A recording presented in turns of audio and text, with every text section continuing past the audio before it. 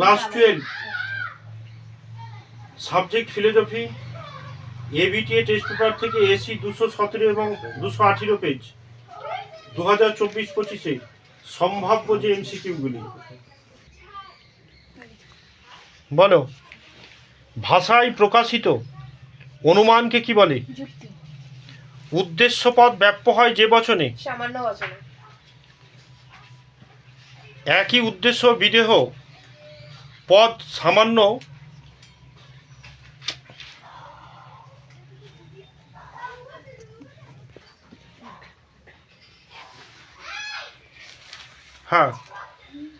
একই উদ্দেশ্য বিদেহ পদ বিশিষ্ট সামান্য সদর্থক ও বিশেষ সদর্থক বচনের মধ্যে যে বিরোধিতা থাকে? অসম বিরোধিতা। গতানুগতিক বিরোধিতার বর্গক্ষেত্র অনুসারে যদি আই বচন মিথ্যা হয় তাহলে একই উদ্দেশ্য ও বিদেহ যুক্ত ই বচনের সত্যমূল্য কি হবে? সত্য হবে।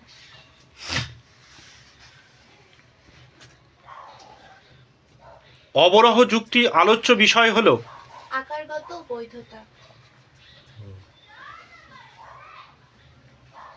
অপূর্ণ গণনামূলক আরোহ অনুমান একটি অবৈজ্ঞানিক আরোহ অনুমান।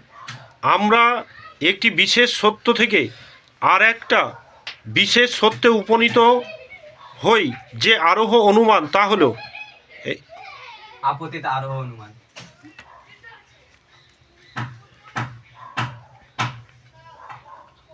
তা হলো বৈজ্ঞানিক আরোহ অনুমান। উপমা যুক্তি উপমা যুক্তি হবে স্যার। হ্যাঁ, যে যৌগিক বচনে সত্য সারণী কতিপয় নিবেশন দৃষ্টান্ত সত্য, কতিপয় নিবেশন দৃষ্টান্ত মিথ্যা, সেই বচনটি নিরপেক্ষ ন্যায় যে সংস্থানে হেতুপদ উভয় আশ্রয়বাক্যে উদ্দেশ্যপদ স্থানে থাকে, প্রথম দ্বিতীয় তৃতীয়।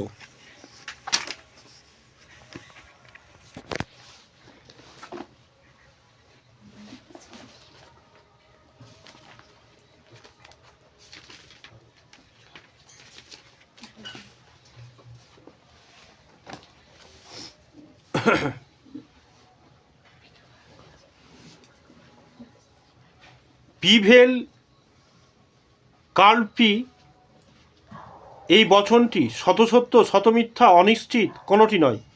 সত্য সত্য।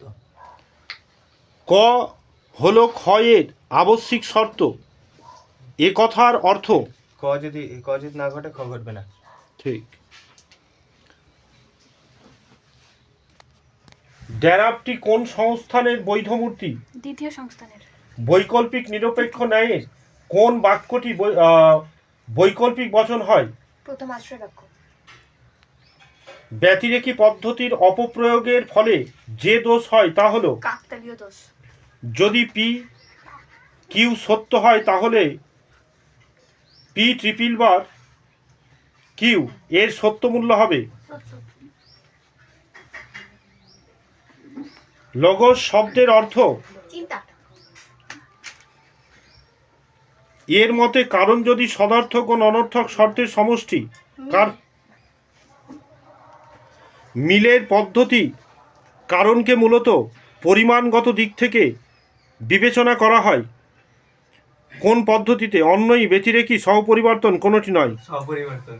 সার্বিক ননর্থক বচন হলো এ বচন, ই বচন, আই বচন, ও বচন। ধ্বংসমূলক প্রাকল্পিক ন্যায়ের নিয়মটি লঙ্ঘন করলে যে দোষ হয়, পূর্বগ অস্বীকারজনিত, অনুসর্গ অস্বীকারজনিত, বিকল্প স্বীকারজনিত কোনোটি নয়। হ্যাঁ, অনুসর্গ অস্বীকারজনিত। তারপর পূর্ব অস্বীকারজনিত। এ বচনের আবর্তন করে পাওয়া যায় আই বচন। একটি কার্যের একাধিক কারণ থাকে, এই মত বিশ্বাস করেন মিল। অ্যারিস্টটল, কান্ট, কপি, মিল। মিল স্যার, মিল কপি।